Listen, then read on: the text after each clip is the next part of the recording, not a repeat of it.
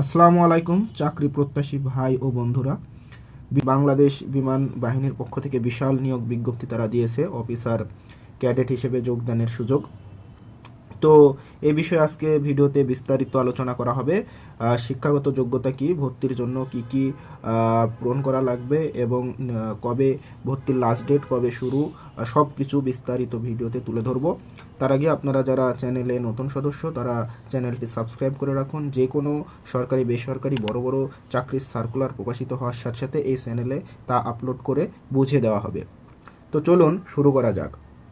তো বিভিন্ন পদে তারা নিয়োগ বিজ্ঞপ্তি দিয়েছে। তার মধ্যে প্রথমে যদি দেখাই তাহলে সেটা হচ্ছে ইঞ্জিনিয়ারিং পদে।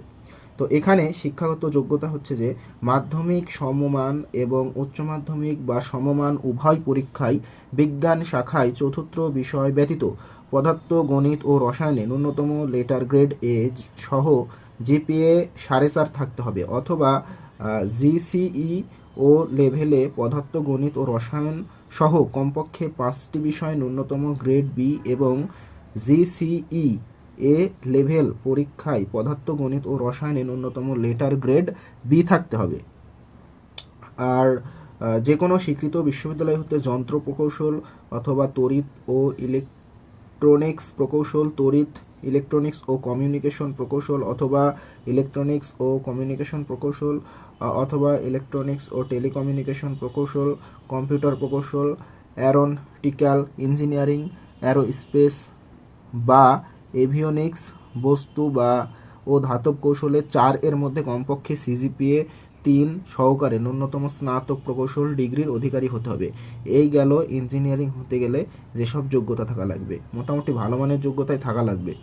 এরপরে আরেকটা পদ এটিসি অথবা এডিডব্লিউসি অথবা মিটিওরোলজি। এখানে যে শিক্ষাগত যোগ্যতা থাকা লাগবে সেটা হলো মাধ্যমিক সমমান এবং উচ্চ মাধ্যমিক সমমান পরীক্ষায় বিজ্ঞান শাখায় পদার্থ ও গণিতে ন্যূনতম লেটার গ্রেড এ সহ জিপিএ 4.5 থাকতে হবে, অথবা জিসিই ও লেভেল পদার্থ ও গণিত সহ কমপক্ষে 5টি বিষয় ন্যূনতম গ্রেড বি এবং জিসিই এ লেভেল পরীক্ষায় পদার্থ ও গণিতে ন্যূনতম গ্রেড বি থাকতে হবে। এছাড়াও যে কোনো স্বীকৃত বিশ্ববিদ্যালয় হতে বিএসসিতে পদার্থ অথবা গণিত সহ 4 এর মধ্যে ন্যূনতম সিজিপিএ 3 থাকতে হবে, অর্থাৎ ফার্স্ট ক্লাস থাকা লাগবে। এরপর যে পদ সেটা হলো লিগ্যাল। এই পদে যে কোনো স্বীকৃত বিশ্ববিদ্যালয় হতে আইন বিষয়ে অনার্স ও মাস্টার্স এ সিজিপিএ 4 এর মধ্যে ন্যূনতম সিজিপিএ 3 থাকতে হবে। আর লাস্ট শিক্ষা পদার্থবিজ্ঞান, এখানে দেখাচ্ছে মাধ্যমিক সমমান এবং উচ্চ মাধ্যমিক সমমান উভয় পরীক্ষায় ন্যূনতম জিপিএ 4 থাকতে হবে।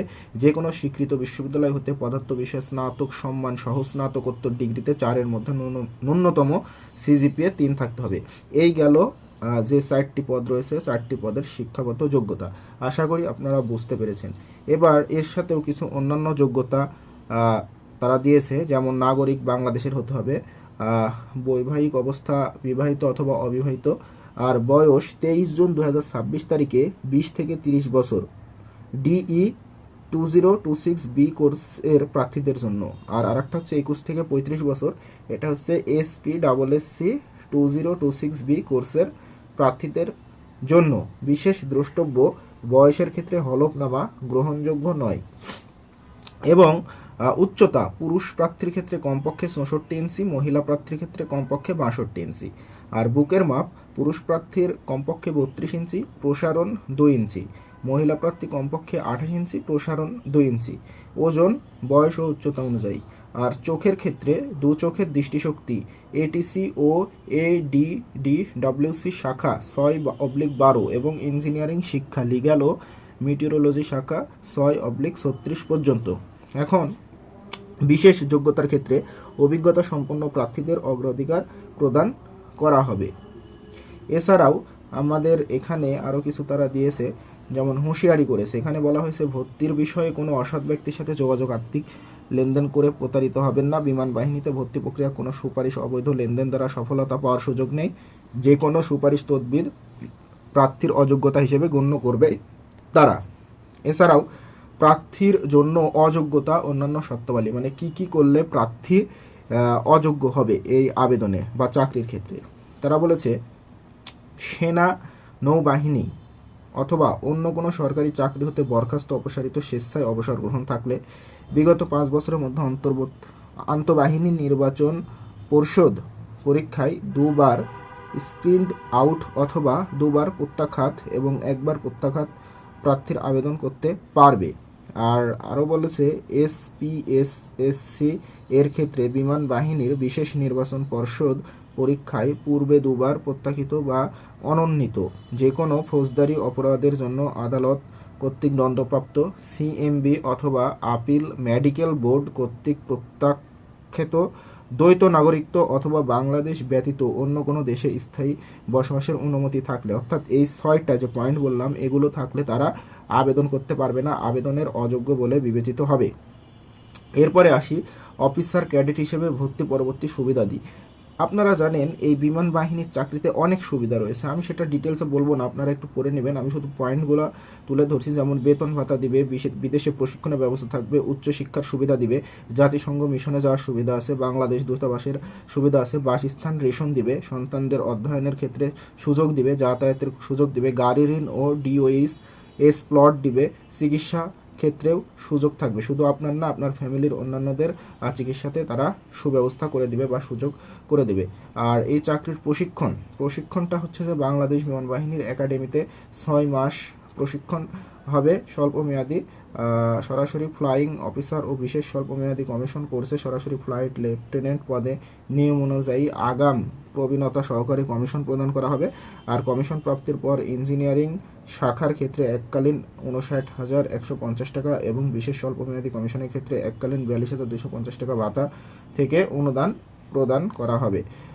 এখন আমরা আসি মেন যে যে এই চাকরির যোগদানের সম্ভাব্য তারিখ 23 জুন 2026, বাট এখানে নির্বাচন পদ্ধতি দিয়েছে পরীক্ষার পর তারা কিভাবে নির্বাচন করবে। প্রাথমিক হবে লিখিত পরীক্ষা, এটা হচ্ছে ইঞ্জিনিয়ারিং এটিসি এডিডব্লিউসি মিটিওরোলজি শাখার জন্য আইকিউ ইংরেজি গণিত পদার্থ এবং শিক্ষা লিগ্যাল শাখার জন্য আইকিউ ইংরেজি ও সাধারণ জ্ঞান এবং প্রাথমিক ডাক্তারি পরীক্ষার ক্ষেত্রে প্রাথমিক মৌখিক পরীক্ষা আন্তঃবাহিনী নির্বাচন পর্ষদ এসএসবি কেন্দ্রীয় চিকিৎসা পর্ষদ কর্তৃক চূড়ান্ত স্বাস্থ্য পরীক্ষা হবে লাস্টে এবং ক্যাডেট চূড়ান্ত কর্তৃক নির্বাচন পর্ষদ করা হবে। বিশেষ দ্রষ্টব্য পরীক্ষাকালে সকল প্রকার ইলেকট্রনিক ডিভাইস, মোবাইল, ক্যালকুলেটর, ঘড়ি ইত্যাদি এবং ব্যাগ বহন করা সম্পূর্ণ নিষেধ করে দিয়েছে। এখন আমরা আসি মেন যে পয়েন্ট, যে চাকরি করতে হলে যে আবেদন করতে হবে, আবেদনের যে নিয়ম সেটা হচ্ছে আবেদনের নিয়মটা দেখুন, তারা একটা ওয়েবসাইট দিয়ে দিয়েছে, এই ওয়েবসাইটে ঢুকে অ্যাপ্লাই নামে ক্লিক করে আবেদন করতে হবে, log in, submit, ID, password পাওয়া যাবে।